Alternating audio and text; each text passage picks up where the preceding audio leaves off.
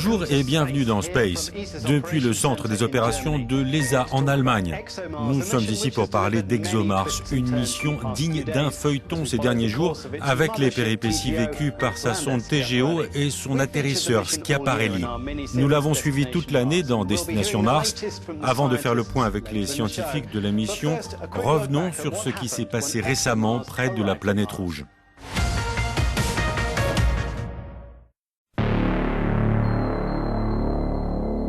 En mars dernier, ExoMars décolle de Baïkonour, direction Mars.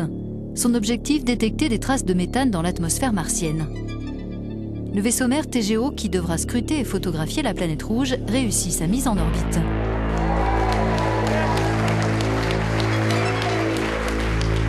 L'atterrisseur Schiaparelli aura, lui, moins de chance. Celui vers qui tous les regards étaient tournés devait montrer que l'Europe pouvait se poser en douceur sur le sol martien. Mars ne l'a pas voulu ainsi. Un premier signal radio a été capté, mais il s'est interrompu trop tôt. Quelque chose ne s'est pas passé comme prévu.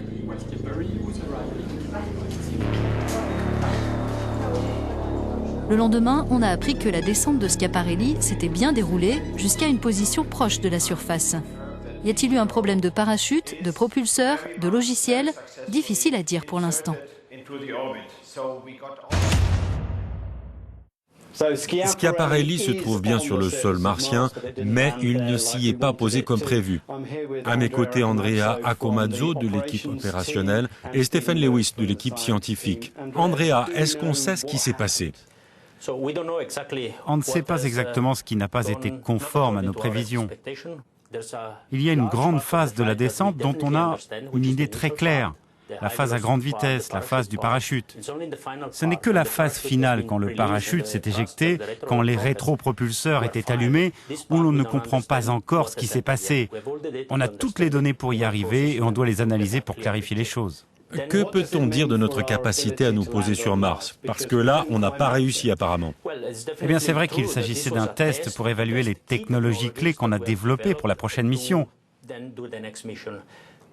On ne sait pas encore si c'est la technologie qui n'est pas adéquate ou si c'est la manière dont l'ordinateur de bord a utilisé les informations liées à cette technologie qui est en cause.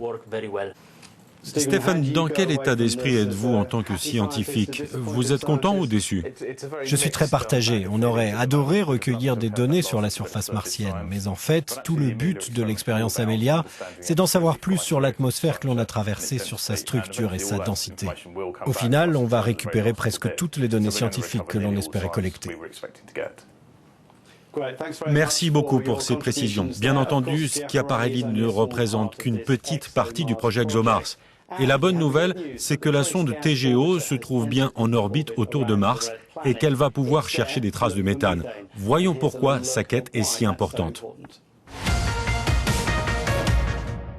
Sur Terre, le méthane est lié à la vie. Et donc, comme on a découvert maintenant du méthane sur Mars, la question peut se poser aussi, y a-t-il de la vie sur Mars ?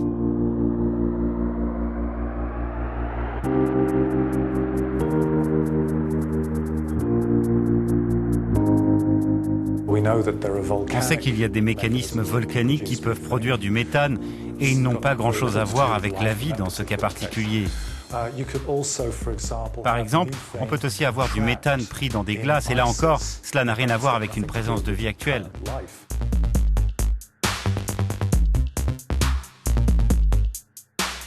Le problème des détections actuelles du méthane, c'est qu'elles sont très divergentes. Donc certains ont mesuré du méthane plutôt vers l'équateur, d'autres plutôt vers les pôles.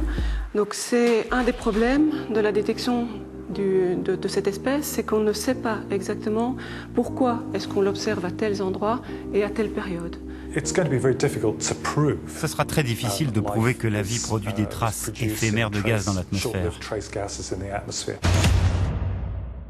Nous venons de voir combien il est difficile de détecter des sources de méthane sur Mars. Je suis avec Manish Patel, il travaille avec Anne-Karine Van Dael sur l'instrument Nomad qui se trouve à bord de TGO. Pourquoi se concentrer sur le méthane ? Le méthane, c'est le gaz principal, celui qui attire l'attention. Par exemple, quand on va regarder un panache de méthane, on devra le suivre, le cartographier, observer dans quelle direction il va et déterminer d'où il vient. On devra alors revenir en arrière, examiner la zone d'où il provient selon nous, par exemple en utilisant la caméra du vaisseau. On prendra une image et on verra si sur place il y a des caractéristiques géologiques intéressantes qui peuvent expliquer cette source de méthane. En rassemblant toutes ces preuves et en utilisant tous les instruments de la sonde, on espère être capable de résoudre le mystère de la présence de méthane sur Mars. Alors bien sûr, TGO est sur place pour détecter du méthane. Mais la mission ExoMars, c'est beaucoup plus que cela. En 2020, un rover sera envoyé sur le sol martien pour réaliser des forages. Une tâche importante, elle aussi.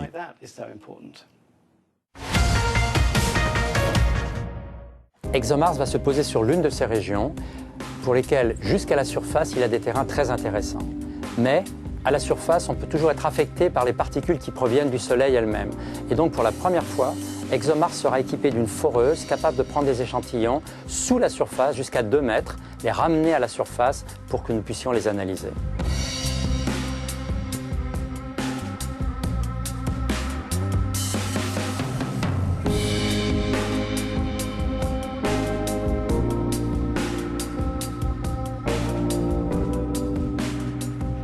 Sur Mars, on a des terrains qui datent de plus de 4 milliards d'années, que l'on a identifiés parce que la présence d'eau a modifié les minéraux à la surface. Et on a pu montrer qu'en particulier des argiles sont encore là, fabriquées il y a plus de 4 milliards d'années, comme des témoins de ce qui s'est passé. Et il n'est pas exclu que dans ces argiles, parce qu'il y avait de l'eau, parce que du carbone est tombé du ciel, de la vie a pu éventuellement émerger, de la même manière que vraisemblablement sur Terre cela s'est passé. Je suis avec 2 des principaux scientifiques de la mission ExoMars 2020, Danil Radionov pour la partie russe et Georges Vago pour la partie européenne. Danil, étant donné ce qui est arrivé à Schiaparelli, faut-il changer de procédure pour se poser sur Mars en 2020 ? Je crois que l'atterrissage de 2020 ne dépend pas tant que ça de la mission 2016, même si les principales technologies resteront les mêmes. Le poids de l'atterrisseur sera beaucoup plus important en 2020. À part ça, j'espère que nos collègues européens trouveront ce qui n'a pas fonctionné et nous aideront par la suite à éviter ce genre d'incident. Georges, où se fera l'atterrissage cette fois ? On devra choisir entre 3 sites qu'on est en train d'étudier actuellement.